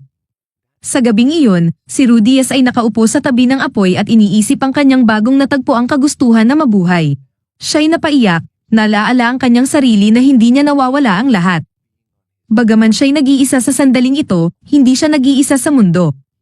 Inihagis niya ang isang hibla ng buhok ni Ice sa nagliliyab na mga ningas. Ang ilang buwan mamaya, ang batang mage ay patuloy na nagtatrabaho bilang isang adventurer sa lokal na lugar, pinalalakas ang kanyang reputasyon. Ang plano ay upang maging kilala ang kanyang pangalan upang sana'y marating ang mga tenga ng kanyang ina isang araw. Pumunta siya sa guild kung saan may isang party ng mga adventurer na tinatawag na step leader na nagyayabang tungkol sa pagtanggap nila ng trabaho sa paglilinis ng mga snowdress mula sa Ilbran Cave. May ilang iba pang mga adventurer na nagpapasalamat kay Rudias para sa kanyang mga nakaraang pagsisikap, tinatawag siya sa kanyang bagong palayaw, Quagmire. Kahit pangako nila na manatiling nakabantay sa balita tungkol sa kanyang ina. Kinukuha niya ang isang simpleng trabaho at ginagamit ang kanyang mahika upang tulungan ang bayan na linisin ang nyebe habang ang Sarah ay lihim na nanonood mula sa malayo. Nakakasalubong niya siya mamaya at inimbitahan siya nito na sumali sa partido para sa kanilang susunod na trabaho. Pinag-aalala ng batang mage ang pagtulong sa kanila, nababahala na ang pagtrabaho sa isang partido ay hindi gaanong nakakatulong sa kanyang reputasyon, ngunit sa wakas ay sumali pa rin siya sa kanila. Dumating sila sa mga labi ng isang kastilyo sa loob ng isang malaking kuweba, at namangha si Rudes sa arkitektura. Bigla, ipinakita sa kanya ng kanyang demon eye ang isang pangitain ng pagkakamali ni Sarah, at mabilis siyang tumakbo upang saluhin ito sa hindi sinasadyang paghawak sa kanya sa proseso. Natagpuan nila ang isang balat ng snowdrake na perpekto dahil ang kanilang layunin ay upang kolektahin ang mga ito. Pagkatapos ay inatake ng isang pangkat ng mga alagad na may kaliskis at sila'y tumakbo para sa kanilang mga buhay. Nagpapakamatay si Rudias upang bagalan ng mga humahabol at natagpuan ang kanyang sarili na hiwalay sa grupo at walang proteksyon. Hindi kayang iwanan ang kawawang bata, kaya bumalik ang partido upang tulungan siya. Agad nilang napagtanto na ang mga Drak ay hindi para sa kanila, kundi sila ay tumatakas. May hindi inaasahang tulong na dumating sa anyo ng partido ng step leader. Matapos maalis ang banta, sinampal ng leader si Timothy sa panga at sinigawan sila para sa pagnanakaw sa kanilang biktima. Naalala ni Rudias na nabanggit nila ang tungkol sa Island Cave, at nagwala si Suzanne tungkol sa kung paano ito ay nasa hindi bababa sa isang araw na paglalakbay mula sa kanilang kinaroroonan. Maayos na inayos ni Timothy ang alitan sa pamamagitan ng paliwanag na sila ay nandoon para sa isang iba pang trabaho at humingi ng paumanhin ang lider ng ibang partido. Bumalik ang grupo sa bayan at hinikayat si Rudias na sumama sa kanila para sa isang inuman. Sa unang pagkakataon, pinasasaya ni Suzanne si Sarah para sa kanyang kakaibang pagtulong kay Rudias. Ang leader ng step leader ay lasing na naglakad patungo sa kanila at humingi ulit ng paumanhin, ngunit tinawag si Rudias dahil tila laging itong nanunambat sa iba at nagpapakalugmok sa buhay na tila siya lamang ang nagdurusa. Sinubukan ng batang mage na humingi ng paumanhin at pangako na manatiling hindi nalilito, ngunit hindi siya pinakinggan ng lasing na adventurer at kailangan pang hilahin ng kanyang mga kaibigan palayo. May ilang sandali pa, narinig ni Rudias ang tungkol sa kamatayan ni Mimir at pagkawala ni Sarah. Gusto ng grupo na hanapin siya, ngunit may malakas na blizzard sa labas. Nagtanong ang batang mage kung saan nila nawala ang pana, bago ito umalis at magumpisa sa sarili niyang paghahanap. Paglabas sa bayan, pinawi ni Rudias ang panahon gamit ang mahika at nagsimula ang kanyang paghahanap. Iniisip niya kung bakit niya ito ginagawa habang madali niyang pinapahamak ang mga nilalang sa daan. Nahahanap niya ang labi ni Mimir, nagtitipon ng anuman para sa kapayapaan ng iba, at natuklasan na may isang walang malay na si Sarah na nakatali sa puno, na nagtuloy sa pagsalakay sa kanya. Sila ay pumunta sa isang kalapit na kuweba, at inalagaan ni Rudias ang kanyang mga sugat gamit ang mahika. Nagtataka si Sarah kung okay pa ang natitirang miyembro ng grupo, at ibinalita niya sa kanya ang masamang balita. Nagpasalamat siya sa kanya sa pagdating upang iligtas siya, at sila ay bumalik sa bayan. Sinaway siya ni Suzanne para sa pagiging walang pakundangan, ngunit lahat sila ay natutuwa na buhay at malakas si Sarah. Pagkatapos na iligtas si Sarah, nagsimula si Rudias na magtrabaho ng halos eksklusibo kay Count Arrow. Patuloy na lumalaki ang kanyang reputasyon, gayon din ang kanyang relasyon kay Sarah. Isang gabi, habang may ilang basong alak ang grupo, siya ay nagtatanong kung sasama ba siya sa kanilang pagbili ng kutsilyo kinabukasan. Sumasang-ayon siya, ngunit tumagal ng ilang minuto bago maunawaan na niyaya lang siya ni Sarah. Matapos gumugol ng araw sa pamimili at pagbili ng magandang mga hunting knife para sa kanilang dalawa, nagimbak ng alak ang dalawa. Nagtataka si Sarah kung bakit palaging mas marami siyang iniinom kapag kasama siya, at idinadaan ang kanyang ulo sa kanyang balikat. Ito na, oras na upang ubusin ang kanyang inumin at magmungkahi na tawagin na itong gabi. Gusto niyang magpalakas ng kaunti pa. Inirerekomenda niya ang isa pang taverna, iniisip niyang bumalik sa kanyang lugar. Medyo naguguluhan si Rudias, ngunit sinasabayan niya ang sarili, at pagkatapos ay sumang-ayon. Pumunta sila sa kanyang silid. Sa huli, inaalok niya sa kanya ang isa pang inumin, ngunit mas gusto niyang diretsuhin na ang usapan. Gayunpaman, natagpuan niya ang sarili na nakaharap sa isang sira sa kagamitan. Mukhang hindi alam ni Sarah kung paano mag-respond dito at umalis, sinasabing wala naman siyang interes sa kanya. Bago siya umalis, bumalik si Rudies sa bar at nagsimulang mag-inuman ng husto nang pumasok si Soldat, ang pinuno ng step leader. Binibigyan siya nito ng mahirap na oras gaya ng karaniwan, ngunit wala ng pasensya si Rudies dito at nagsimulang saktan ang lalaki. Lumalabas na ito ay may kinalaman sa ibang bagay buo, at hindi ito lumalaban pabalik. Ang kaibigan ng lalaki ay tila sumusuporta dito, sinasabi sa kanya na bigyan ang bata ng pahinga. Kaya inimbitahan niya si Rudies na kumain ng inumin habang nagkukwento tungkol dito. Ikinwento ni Rudies sa kanya ang tungkol kay Sarah at Ares at kung paano silang parehong iniwan sa mga hindi inaasahang sandali. Tinawag ni Soldat ang isang uri ng aliw na eksaktong ganito at dinala si Rudies sa Red Light District. Ibinigay sa kanya ang isang babaeng may buhok na pula ng gabi na may pangalang Elise. Bagaman mayroon ng profesional para sa gawain, hindi nagre-respond si Rudies. Sinasabi ni Soldat na mas mabuti na lang silang magpakalasing. Pagdating ng umaga, gin-icing sila ng may-ari bago magtanghalian. Habang nagbabalik sa kanilang lugar, sinubukan ni Soldat na magbigay ng kaunting karunungan sa pamamagitan ng pagtukoy sa kanyang sitwasyon sa mga termino ng estratehiya sa laban, ngunit may mga pagkakataong medyo makaluma si Rudies, kaya itinigil niya ang pagpapahiwatig at sinabihan ang bata na marahil ay kailangan niyang bumuo ng emosyonal na koneksyon bago subukan ng pisikal na bagay at inirerekomenda na kausapin muli si Sarah. Sa kalasinggan pa rin, nagmamalaki si Rudies, nagpapahayag na hindi mahalaga kung magtagumpay o hindi at hindi naman talaga siya ang tipo niya sa una. Napansin ni Soldat na nandun sina Sarah at Suzanne sa likuran niya, malapit na malapit sa kanya. Sinubukan niyang patahimikin ang bata, ngunit tila kayang-kaya ni Rudies itago ang kanyang sariling pagkakamali. Lumapit si Sarah at sinampal siya, ibinagsak ang kanyang kutsilyo na kanilang binili noon at tumalikod. Habang tinatangkang kunin ni Rudies ang kutsilyo, pinati dito ni Soldat bago pa man mas lalo pang magkamali. Lumuhad si Rudies sa lupa. Tinanong siya ni Soldat tungkol sa kanyang pamilya at natuklasan niyang mag-isa lang talaga siya sa bahaging iyon ng mundo. Nag-alok siya sa kanya na sumama sa kanilang grupo, sila ay patungo sa isang bagong labyrinth mamaya. Na-realize ni Rudies na mali ang kanyang akala sa kanya, ngayong nagkaroon na sila ng kaunting pagkakakilala sa isa't isa, pareho nilang nauunawaan kung saan nagmumula ang isa't isa. Si Rudies ay bumabangon at sumasang-ayon na sumama. Sa ibang dako, si Elina Leivis ay nakikinig sa isang usapan tungkol sa isang batang mage na kilala bilang Quagmire, si Rudies, gamit ang kanyang mga karaniwang pamamaraan ng panghikayat. Natuklasan niya ang kanyang kinaroroonan, nagtatapos sa kanyang paghahanap. Si Rudies ay sama-sama sa step leader sa paghahanap sa isang pulang dragon, ngunit kinuha nila ang pansin ng isang grupo ng mga Luster Grizzlies sa daan.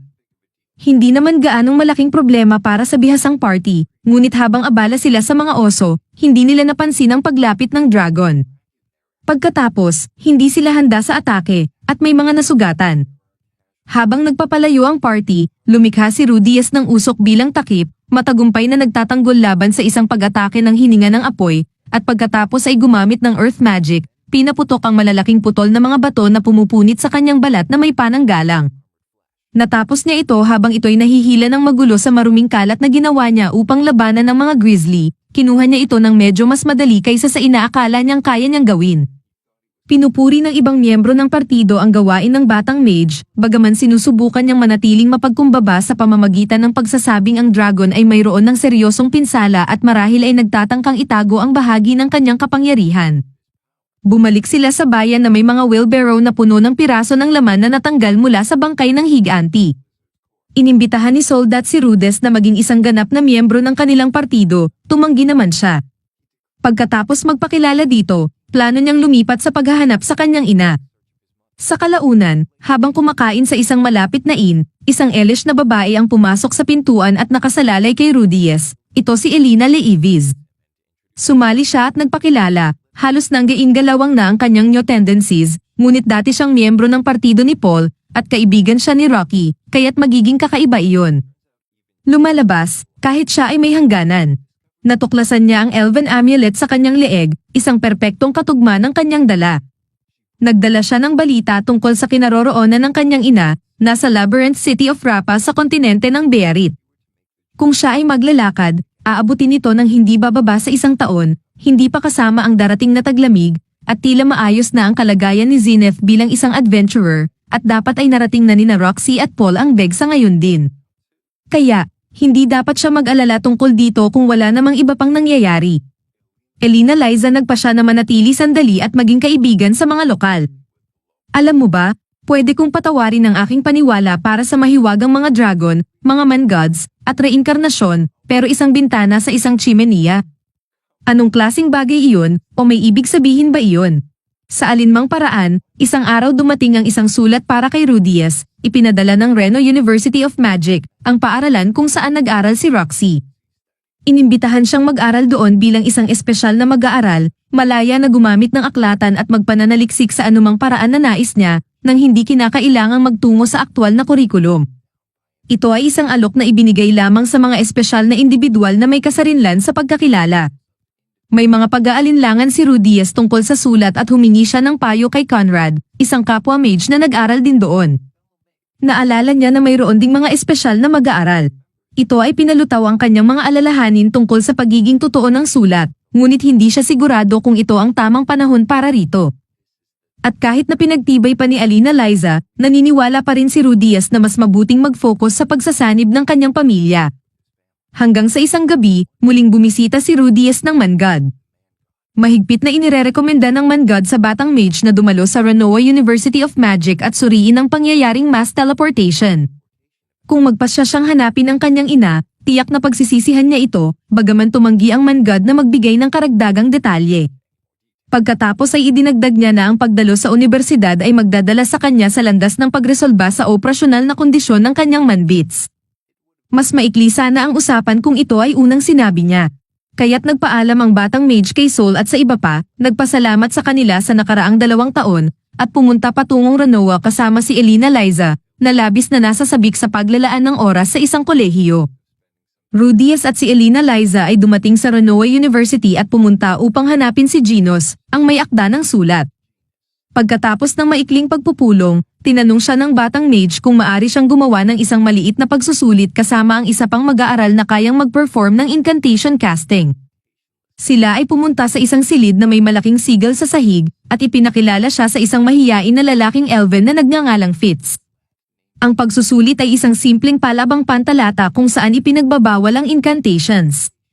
Nagharap ang 2 mages, at nag-aalala si Rudias kung baka siya ay kailangang magbayad ng matrikula kung siya ay mabaaygo.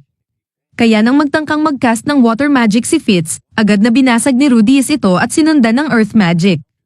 Ang maliliit na bato ay nagpalipad-lipad sa mukha ng elf na nagpabagsak sa kanya.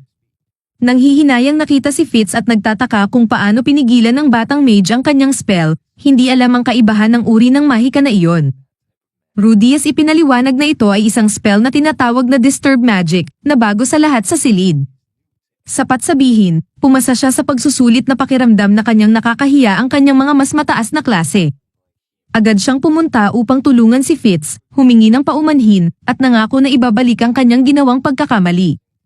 Kahit na masayang-masaya si Silly na makita ang kanyang kaibigan at guro na buhay at malakas, hindi siya maaaring magpakita doon sa harap ng lahat. Ang lahat ay naniniwala na siya ay tagapagtanggol ni Ariel, na siya nga, at na siya ay isang lalaki na tinatawag na Fitz, na siya ay hindi. Nagpasya si Rudias sa kanyang bagong dorm at natutunan kung ano ang ibig sabihin na maging isang espesyal na mag-aaral. Hanggat siya ay dumadalo ng homeroom 1 beses sa 1 buwan, malaya siyang gawin ang kanyang gusto sa kanyang oras, mas katulad ng isang mananaliksik na kaugnay ng paaralan kaysa isang mag-aaral. Sumali si Elina Liza sa kanya sa pagsalubong sa bagong mga mag-aaral. Si Prinsesa Ara, ang pangulo ng mga mag-aaral, ay nagbigay ng isang talumpati na may kasamang kanyang entourage na sina Fitz at Lord Luke. Ang kanyang talumpati ay medyo karaniwan lamang, maging magaling sa isa't isa, at iba pa, ngunit nahanap pa rin ni Rudias ang kanyang sarili na naakit sa kanya. Sa huli, dumalo siya sa kanyang unang homeroom, at naroon si Zenobia, na nawawalan ng katinuan sa biglang pagdating ng mag-aaral na manlililok. May isa pang mag-aaral, si Lenya, na hindi impressed at humihingi na siya ay ipakilala kay Rudias. Nagtataka siya kung ang kanyang estudyante ay binubuli at nagpa siya na ang pinakamahusay na maging magalang sa kanyang uri. Sinang-ayunan siya, lumalabas na siya ay anak ni Gia mula sa Doya. May isa pang babae na hindi gaanong nasisiyahan sa kanyang pagkakaroon doon, nagpakilala bilang si Perina. Siya ay halos pareho ng kalagayan ni Lenya. Umiupo si Rudias, at ang huling mag-aaral sa klase ay nagpakilala sa kanyang sarili bilang si Cliff Grimo, Mahikiro na henyo. Nagtataka si Rudies kung paano niya ito masasabi ng direkta ngunit nagpapakita pa rin ng paggalang. Inilahad ni Cliff ang isang listahan ng kanyang mga kakayahan sa mahika at pagkatapos ay ibinunyag na alam niya ang ilang bagay tungkol kay Rudies, kasama na ang pagiging isang espadaero bukod sa pagiging isang mage. Tila nga, sinabi sa kanya ni Ares. Ngunit nang tanungin si Rudies kung paano niya kilala siya, binastos lang niya ito. Sinabi ni Zenobia na may isa pang espesyal na mag-aaral na kahit libre sa buwan ng homeroom na kinakailangan. Sumunod sa payo ng Mangad, pumunta si Rudies sa aklatan upang simulan ang kanyang pananaliksik sa mass teleportation sa FOA. Nakasalubong niya si Fitz at nagpatawad muli. Fitz sinabi na hindi kinakailangan at kahit nagbigay sa kanya ng ilang kapaki-pakinabang na payo tungkol saan magsimula ang kanyang pananaliksik.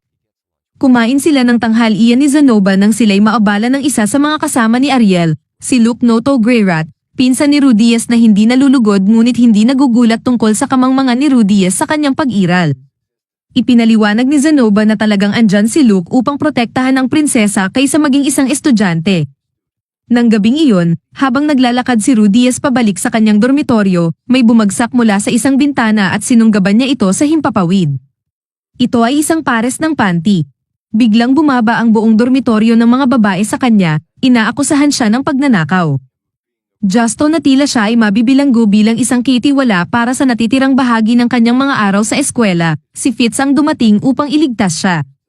Siya ay nagpaliwanag na naiwan niya ang mga ito habang kinukubabaw ang labada ng prinsesa, at ginawa ni Rudies ang isang serbisyo sa pamamagitan ng hindi pagpapahulog sa mga ito sa lupa. Oo nga, pero anong ginagawa niya sa paligid ng dormitoryo ng mga babae sa ganitong oras ng gabi?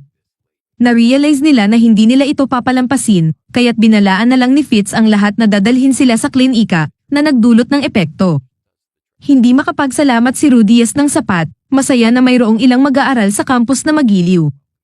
Agad na sumasabay si Rudies sa kanyang rutina ng buhay sa paaralan. Nag-aaral siya ng kanyang mga kasanayan sa paggawa ng figura sa pakiusap ni Zenobia at patuloy sa pagsasaliksik tungkol sa teleportasyon. Mahirap humanap ng detalyadong impormasyon dahil sa paksa at sa pagsasagawa nito na isang uri ng tabo. Isang araw, sumali si Fitz sa kanya sa aklatan at inamin na nawalan din siya ng isa sa kanyang mga mahal sa buhay sa insidente ng mass teleportation. Bagaman hindi niya ito mahanap, kamakailan lang ito ay nagpakita ng nasa mabuting kalusugan.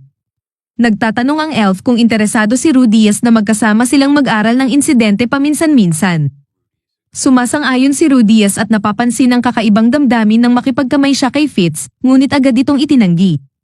Tinanong niya si Fitz kung bakit lagi itong may suot na salamin, ngunit tumanggi itong magbigay ng anumang detalye. Natuklasan ni Rudies na natutulog si Fitz sa dormitoryo ng mga babae dahil siya ay tagapaglingkod ng prinsesa. Rudies patuloy na nagtatanong at nagtanong kay Fitz kung palagi na siyang nakakapagboses ng hindi nag-i-incantations. Sumagot ang elf na may guru siyang nagturo sa kanya kung paano simula pa lang, at si Rudies, wala pa ring kamuwang-muwang, ay nagpahayag ng kagustuhang makilala ito sa ibang pagkakataon. Hiniling ni Zenobia kay Rudies na turuan siya kung paano gumawa ng mga larawang pantuktok na naging isang lubos na entusiasta ng sining. Hindi naman siya gaanong magaling sa paggamit ng mahika upang likhain ang mga ito, kaya ipinayo ni Rudies na magpanggupit sila ng mga ito sa paraang tradisyonal. Ngunit, walang pakiramdam si Zenobia. Habang nag-uusap sila tungkol dito kay Fitz sa aklatan, nagtatanong sila sa kanilang mga sarili, paano nga ba nagagawa ng mga tao na walang talento o kakayahan ng isang bagay? Bibili ng alipin para gawin ito para sa kanila. Kaya't, nagpunta ang tatlo sa bayan upang tingnan ang mga pamilihan. Nagmungkahi si Fitz na hanapin ang isang bata dahil mas madali at mas magpapataas ito ng kapasidad ng kanilang mana kung magsisimula sa murang edad ang pag-aaral ng pag-i-incantations. Sinasabi nila sa tindero ang hinahanap nila, at biglang nahanap niya ang isang 6 na taong gulang na batang babaeng duwende na perpekto para sa pagsasanay dito sa imbentaryo. Sinubukan ni Rudies na kausapin siya sa kanyang sariling wika, ngunit simula lamang na magkaroon ng koneksyon sa kanya sa pamamagitan ng pag-address sa kanyang pagkasira at likas na kakulangan ng kagustuhan na mabuhay. Sa wakas, nagsalita ang bata, na pinaninindigan na hindi naman talaga niya gustong mamatay. Binili nila ang batang babae at dinala siya sa labas para kumain. Tinanong niya ang kanyang pangalan, ngunit hindi binibigyan ng mga duwende ng tamang pangalan hanggang sila ay mag-7 taon. Nagsimula sila sa Juliet, at nagsisimula siyang mag-init na tawaging Julie. Agad nilang sinimulan ang pagtuturo sa batang babae kung paano magbato ng walang mga incantations, patungo sa paggawa ng mga larawan na naglalagay ng kanilang plano sa kilos. Sinisimulan ni Silly ang kanyang araw sa pagtakbo, pagkatapos, nagbibihis na ng kanyang fits get-up at pumupunta sa klase kasama si Ariel. Halos lahat ng mga kurso sa mas mababang antas ay karamihan ay nagtatalakay sa mga bagay na itinuro na sa kanya ni Rudias noong mga nakaraang araw. Sa gabi, siya'y nag-iisip tungkol sa kanya, nagtatanong kung ano ang kanyang ginagawa at kung ano ang gusto niya. Pagkatapos ng isang buwan, umuunlad si Julie sa kanyang mga leksyon sa pagsabog at sa wikang pantao.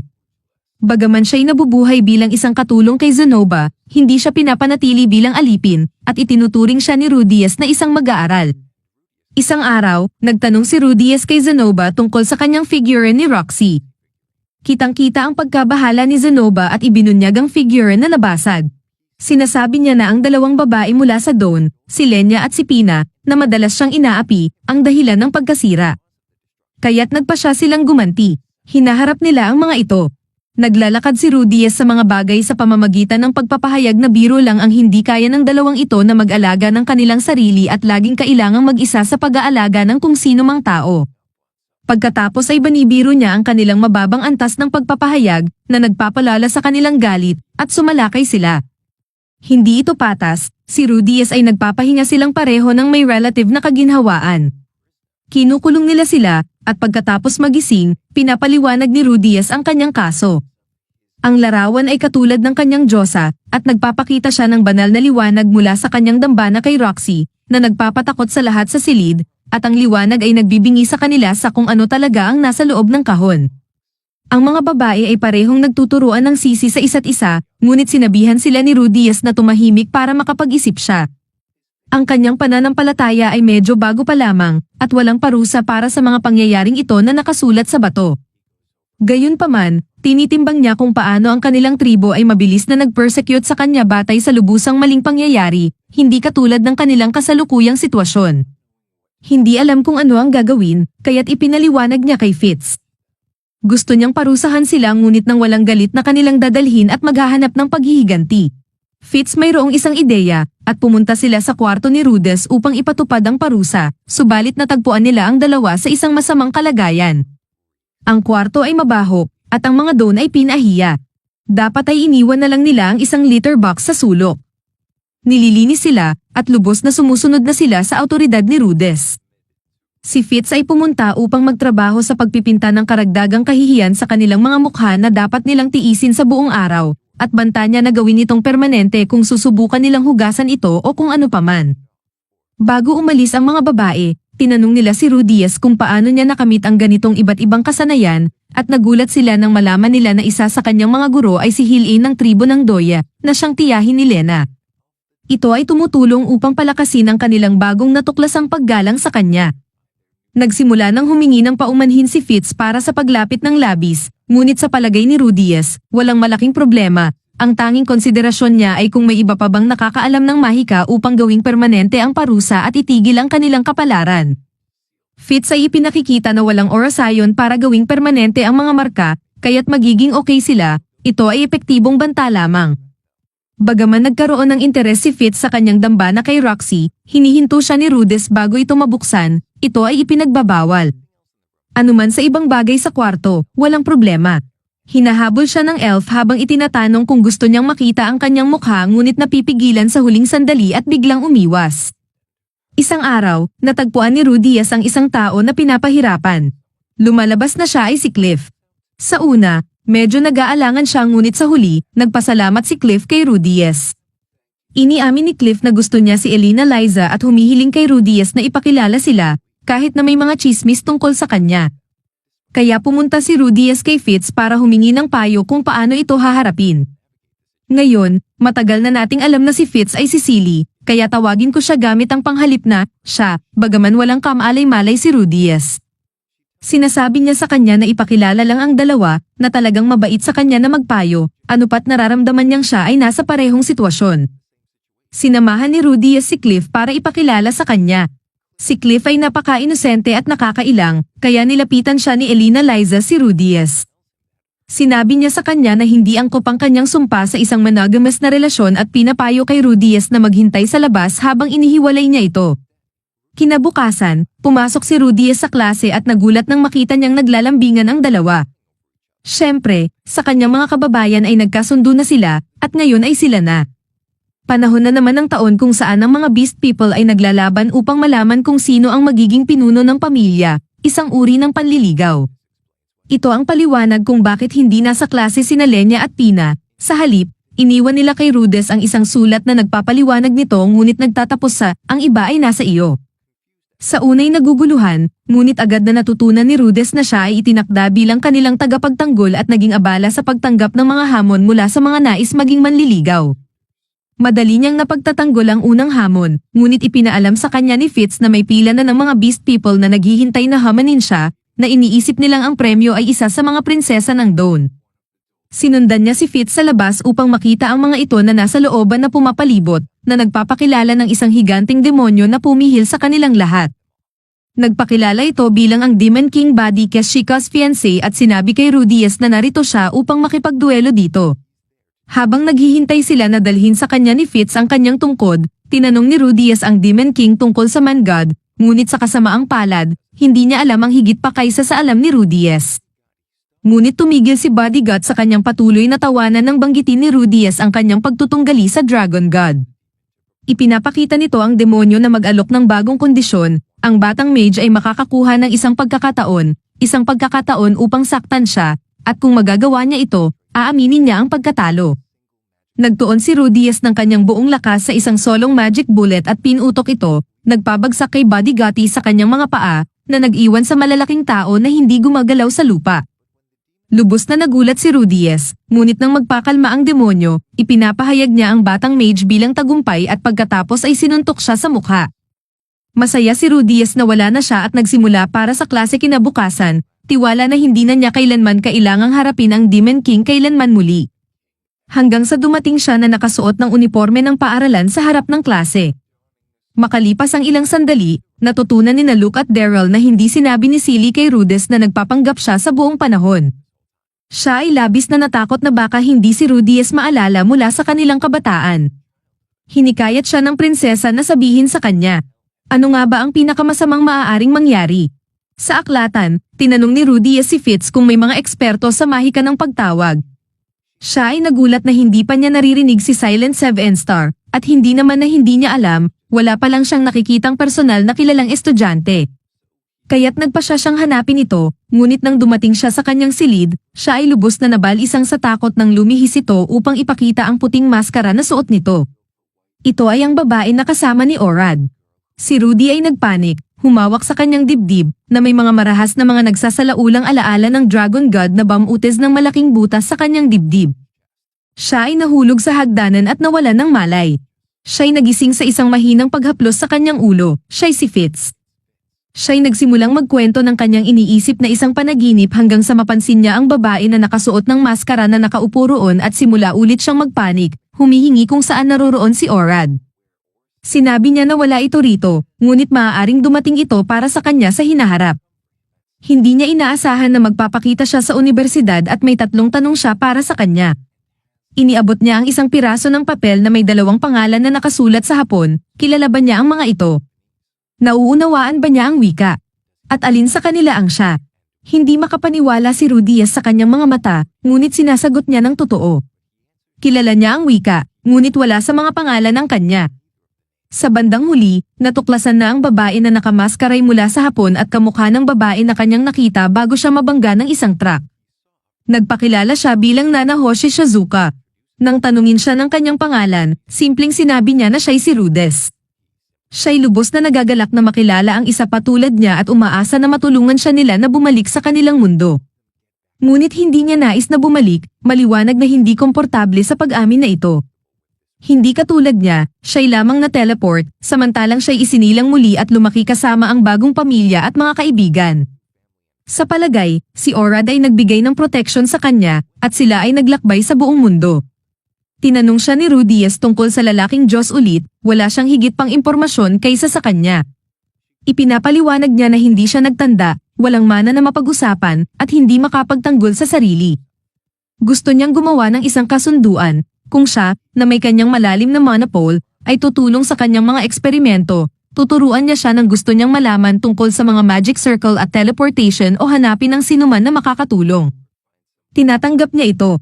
Inihipotisa ni Nana Hoshi na ang mass teleportation ay nagkasabay sa kanyang pagdating, kaya maaaring siya ang nagdulot nito o kahit sino man ang sumamon sa kanya ay maaaring may kinalaman. Sa pagkarinig sa impormasyong ito, si Fitz ay nagalit at sumalakay sa kanya. Habang naghihintay sila na dalhin sa kanya ni Fitz ang kanyang tungkod, tinanong ni Rudias ang Demon King tungkol sa Man God, ngunit sa kasamaang palad, hindi niya alam ang higit pa kaysa sa alam ni Rudias. Kailangan pigilan siya at ipaliwanag na si Nana Hoshi ay biktima rin. Hindi niya ginawa ang bagay na iyon ngunit nadamay siya dito sa paraan. Pagkatapos ng lahat ng iyon, sinabi ni Rudias sa kanya na kailangan niya ng ilang araw para pag-isipan ang lahat at umalis sila ni Fitz. Tinanong ni Fitz kung ano ang iniisip niya tungkol sa kanya, bagaman nakakairita siya sa kanya, pinaniniwalaan niya ito at pinaniniwalaan ni Fitz ang kanyang hatol. Matapos na maglaan si Rudias ng ilang oras sa pagtulong sa mga eksperimento ni Nanay Hoshi, naiinggit si Silly, hindi makaintindi sa kanilang koneksyon. Isang taon na mula nang mag-enroll si Rudias, at siya pa rin ay nag-iensayo sa paggamit ng espada tuwing umaga, ngunit ngayon may kasamang maingay na si Buddy Gotti habang sila ay nagduduelo. Karamihan sa mga estudyante ay umiiwas sa kanila. Sa klase, si Cliff ay lalong nagkaka-interes sa sumpa. Hindi gaanong alam ni Rudias ang tungkol dito ngunit ibinunyag na ang sumpa sa mga sus ay na-transfer sa kanila sa pamamagitan ng mga bagay ang mga sibat na kanilang ginamit. Pagkatapos matulungan ni Rudias na ilipat ang mana sa mga magic circle na ginagawa ni Nana Hoshi, ang kanyang pangwakas na layunin ay upang ilipat ang isang tao mula sa kanilang mundo, ngunit gusto niyang iwasan ang pagdulot ng isa pang sakuna sa mana. Kung magsisimula silang magtagumpay, isang araw, natanggap ni Rudias ang isang sulat mula kay Soldo, siya ay nasa lugar at nais magkausap. Kaya sumama rin si Eileen Lays at si Cliff. Sinabi ni Eileen Lays na magbibigay sila kay Cliff ng mabilisang kurso sa pakikipagsapalaran, kaya nagtungo si Rudias mag-isa at nakatagpo niya si Luke at si Fitz. Napapansin niya ang isang bagay sa paraan ng pagdadala ni Fitz sa kanyang sarili at nagtataka kung sila ba ay nasa isang date. Ganap na iniiwasan siya ni Fitz at mas nasaktan siya sa mga inaakala niyang magiging epekto nito, kaya't bumalik si Rudias sa universidad. Nakatagpo niya si Fitz sa aklatan at tinanong kung ano ang nangyayari, ngunit tila wala namang mali. Rudias naghahaka-haka na ang prinsesa ay dapat nagpapanggap bilang Fitz sa publiko, kaya hindi siya kailanman nakikipag-usap sa kanya sa labas ng universidad. Gabi na iyon, hindi mapalabas sa isip ni Rudias si Fitz. Sa wakas, napagtanto niya na siya ay umiibig kay Fitz. Kinabukasan, pumunta siya upang makipag-usap sa punong guro upang tanungin tungkol sa kasarian ni Fitz, ngunit sinabi lamang nito na si Fitz ay lalaki. Bagaman nagpupumilit si Rudias na may pag-aalinlangan, agad na napatunayan ang kanyang hinala nang magkaroon sila ng awkward na pagtatagpo sa aklatan ni Fitz, at tila may mga positibong pangyayari. Ang susunod na araw, kinonfronta ni Luke si Rudias tungkol sa kanyang alam tungkol kay Fitz. Sinabi ng batang mage na hindi niya gustong magkaroon ng anumang gulo, at hindi siya isang mapagsumbong, at tumakbo palayo. Sa kalaunan, sinabi ni Prinsesa Ariel kay Silly na pagkatapos ng nangyaring ito, kailangan niyang alamin kung ano ang gusto niya. Sa wakas, inamin niya na gusto niya si Rudias, at buong suporta ni Ariel ang ibinigay sa kanya. Kaya sina Ariel at Luke ay nagtangkang tulungan siya na malaman kung paano pinakamabuti na lapitan ang mga bagay dahil nag-aalala siya na baka hindi siya maalala ni Rudias. Matapos ang ilang sandali, nakumpleto na ni Ariel ang kanilang plano, at kung hindi susunod si Silly dito, ipagbabawal niya ang anumang karagdagang pakikipag-ugnayan sa kanila ni Rudias. Sa tanghalian, lumapit si Fitz kay Rudias at nagtanong kung maaari silang mag-usap ng pribado. Nagyabang si Ariel tungkol kay Fitz at ipinangako niya na kukuha siya ng isang espesyal na bulaklak mula sa gubat ng hill. Matapos ang ilang pagpapaliwanag, napapayag niya itong sumama sa kanya ng mag-isa dahil maliwanag na hindi niya nauunawaan ang nangyayari, at sa huli, ito ay isang palabas lamang. Kaya nagsimula na ang dalawa. Si Silly ay humiling na subukan ang kanyang tungkod at nagdulot ng isang pag-ulan, kaya kailangan nilang magtago sa isang kalapit na kuweba sandali. Nagsimula nang magduda si Rudias, tinanggal niya ang kanyang basang damit at napansin na ayaw magtanggal ni Fitz ng anumang kasuutan kahit na basang-basa na. Ipinaabot ni Rudias ang kanyang pag-aalala, sinubukan niyang maging magalang at sinabing iiwas siya, ngunit hiningi ni Fitz na siya ang magtanggal ng damit para dito. Naalala niya ang pagkakataon noong bata pa siya na nasa katulad na sitwasyon. Nang wakasan niya ang pagtanggal ng salamin niya, biglang na-realize niya at tinanong kung ang pangalan niya ba talaga ay Silet. Napaluha siya at inamin na gusto niyang sabihin sa kanya sa buong panahon. Siya ay umibig sa kanya mula pa sila bata at mas lalo ngayon. Alam ni Rudies na kung hindi niya sasabihin sa kanya kung paano niya nararamdaman, maaaring mawala siya muli. Inamin niya ang kanyang pag-ibig at nagyakapan ang dalawa. May isang bagay pa siyang kailangang aminin, kahit na nasa kampo sila, hindi niya kayang itayo ang isang tolda. Siya ay humihingi ng taos-pusong paumanhin, ngunit hindi siya nababahala at sinabihan siyang tigilan ang pagiging sobrang formal. Ipinaliwanag niya kung ano ang nangyari sa kanya mula nang makita niya siyang dinala sa isang karo. Nagsimula siyang lumakas upang mailigtas siya, ngunit pagkatapos ng pangkalahatang teleportasyon, siya ay na-teleport sa palasyo kung saan nakilala niya si Ariel at Luke. Bumalik sila sa unibersidad, at nagtataka si Silly kung mayroong paraan upang tulungan siya sa kanyang kalagayan. Pumunta siya at sinabi kay Ariel at Luke, banibiro ng prinsesa ang sitwasyon, ngunit dumpensa si Luke na nagdaramdam para sa kanya. Sinabi niya sa kanila na marahil mayroon siyang tamang bagay. Matapos ang ilang sandali, bumalik siya na mayroong aphrodisiac at nagdagdag si Ariel ng kanyang buwanang allowance. Nagbigay sila sa kanya ng swerte at nagsimula siyang magtrabaho. Sa gabing iyon, pumunta siya sa kwarto ni Rudies at sinorpresa ito sa pagkakaroon niyang balak manatili sa gabi. Nag-inuman sila at nagbalik tanaw, at pagkatapos ay kumuha siya ng aphrodisiac. Wala nang alinlangan si Rudies at diretso siyang uminom nito, at kinuha ni Silly at ginawa rin ang parehong bagay. Pagkatapos nito, nagyakapan ang dalawa. Kinabukasan, nagising si Rudies at nakita niyang nag-iisa siya. Ang parehong damdamin ng pagsasawi ay nagsimulang magdulot ng pangamba sa kanya at sinubukan niyang ipaliwanag ang pagkawala niya. Sinimulan niyang masira, ngunit narinig ang mga yapak. Humingi ng paumanhin si Silly sa pag-alis niya, nais lang niyang sabihin sa kanyang mga kaibigan ang magandang balita. Ngayon ay lubos nang nasira si Rudies at sila ay nagyakapan. Mukhang nag-aling na siya. Makalipas ang ilang sandali, sila ay nagtagpo ni Ariel at Luke. Nag-aalok si Rudies ng kanyang serbisyo upang suklian sila para sa lahat ng kanilang tulong, bagaman karaniwan niyang hangarin na manatiling layo sa mga gawain ng mga maharlika. Sinabi niya sa kanila na mayroon siyang personal na tungkulin na hanapin ang kanyang pamilya, bagaman, at tinanong ni Ariel kung ano ang ibig sabihin nito para kay Silly. Walang pag-aatubiling inamin ni Rudies na balak niyang pakasalan siya,